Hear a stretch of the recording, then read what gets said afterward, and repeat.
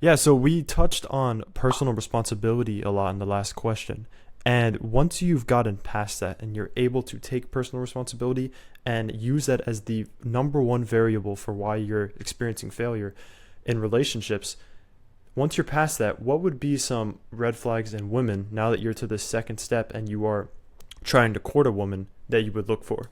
Yeah, great question. So if you guys saw the last question, which I'm guessing you guys did because you're a loyal family, a loyal audience, go watch the last video that will set up this video here. We spoke of monk mode, we spoke of monk mode, we spoke of monk mode, and then courtship, which is phase two, guys, before marriage. So now that you've been on monk mode for the past 1 to 3 years, and you've built yourself up, you're a Christ fearing man. You are being like him every single day, and we are cleaning up our temple, right?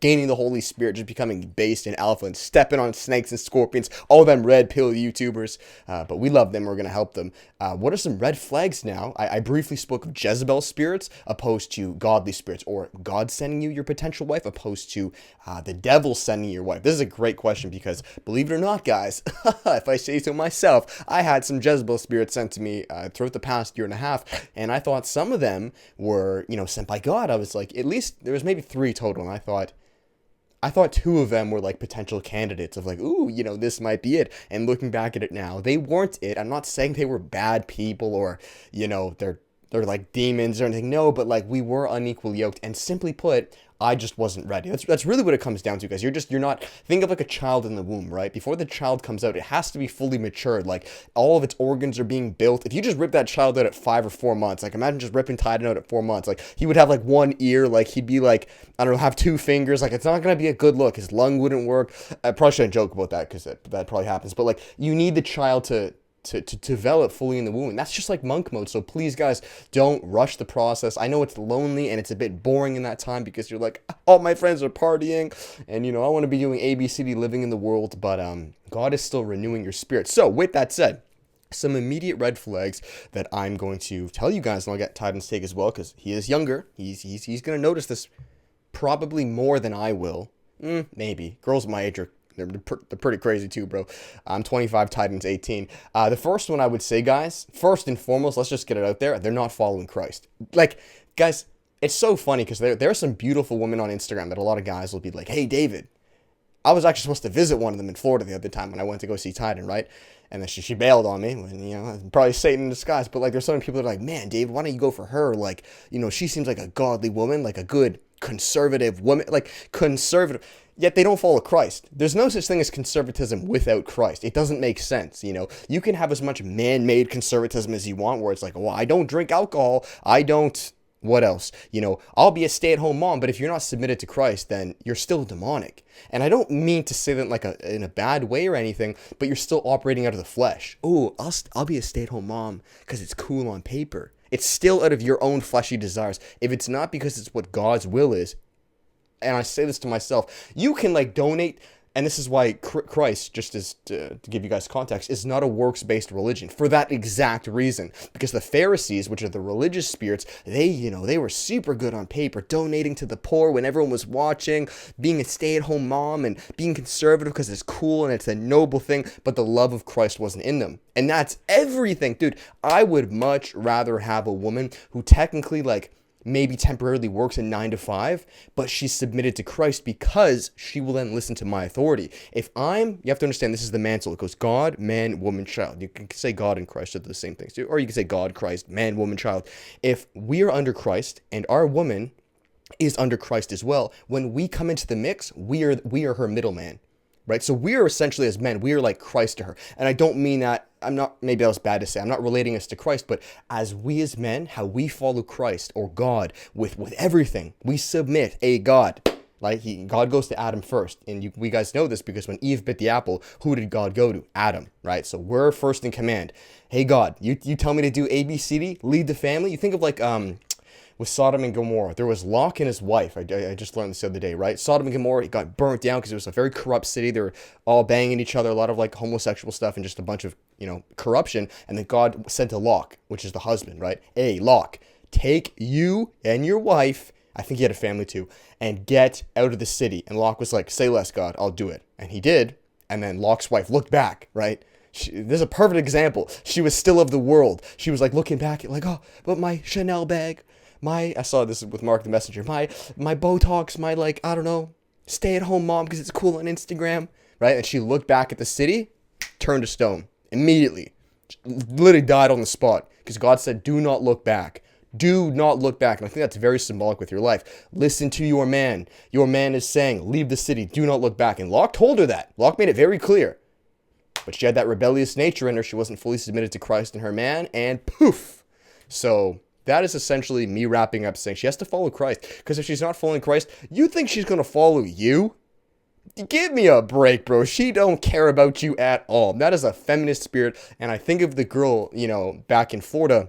God bless her soul. I'm sure she's a great woman, but like, it takes godly men to see, hey, girl, you won't submit. There's no chance. You say on paper, like, yeah, I'll submit to a strong man. No, you'll submit to a man who has a lot of money. And ultimately that will lead you guys both to hell. But the second I bring up Christ, that's not real. Get out of here.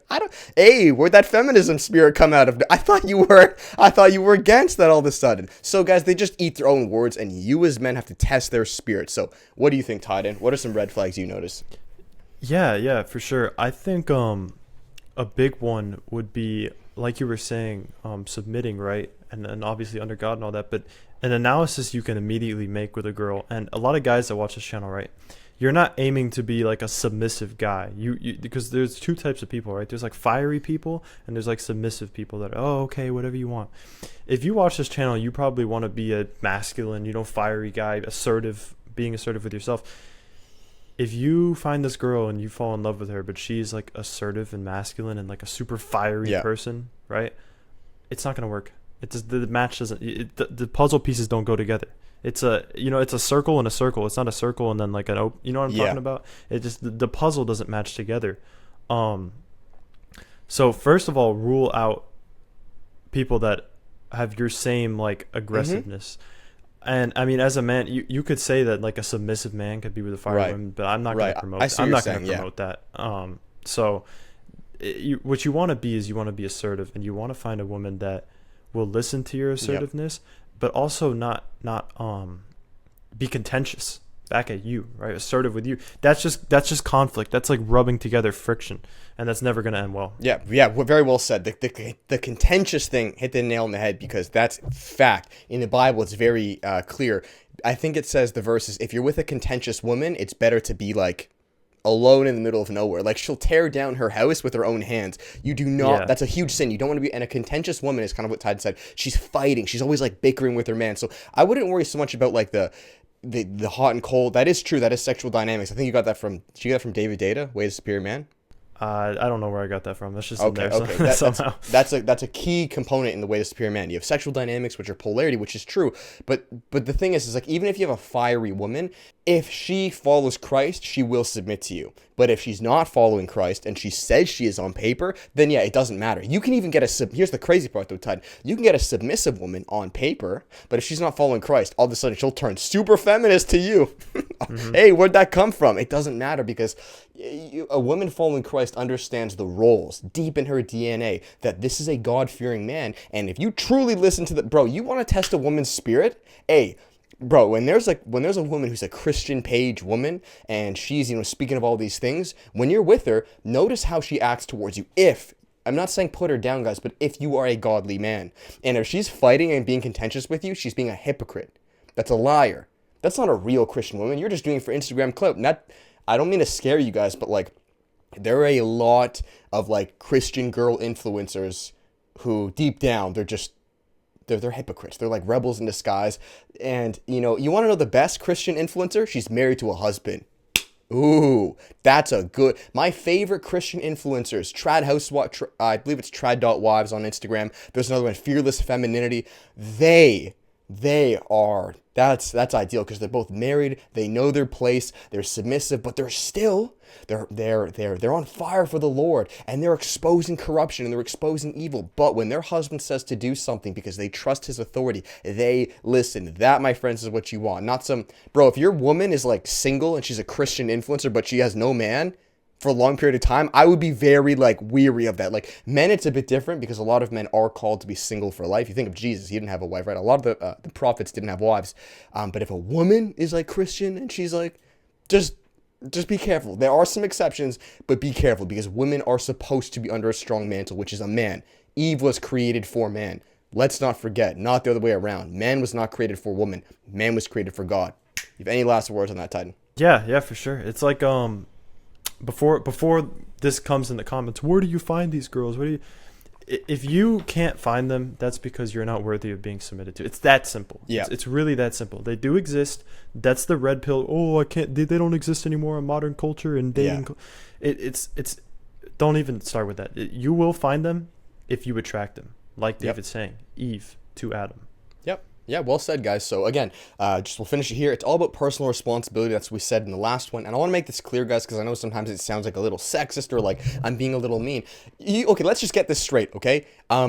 If I take on a woman or a woman is given to a godly man, the man is the one and I'm the one taking all the blows for you. Meaning if there's any financial problem, if there's a burglar, if there's any physical threat, that's on me. Men, okay? Women, yes, women, I'll be honest. You submit to your man. Do you want to know what your man does to you, though? He puts his life on the line for you. I put my life on the line for you to protect you, just like Locke did with his wife. God goes to Locke, take your wife. Goes to Noah, take your family, move out. Do you know how much persecution Noah had to go through? All the people making fun of him, you're full of BS, ABC, but Noah had to persevere. Locke had to persevere. Unfortunately, he didn't have a godly woman, so his hands are clean, but you bet your butt he did what he could. It's on him. It's on me as the man. So cut out this feminist. But that's not fair. You want to reverse the roles? You want to take all the blame? Go for it. I'll be in the kitchen. I'll submit to you. But it doesn't work that way. Men are bigger, stronger, physically, mentally, emotionally for a reason because we love and we care for you. So I'm getting a little heated here, but just please, like, men are not evil creatures. We love you and we will take care of you if they're God-fearing, Christ-fearing men. But just please cut out this rebellious feminist act that Satan has propagated. It's ruining you and it's ruining your husband and he has no time for it. So smarten up or you're going to be single for the rest of your life. The two women who are watching this, okay? All love. Next question, go.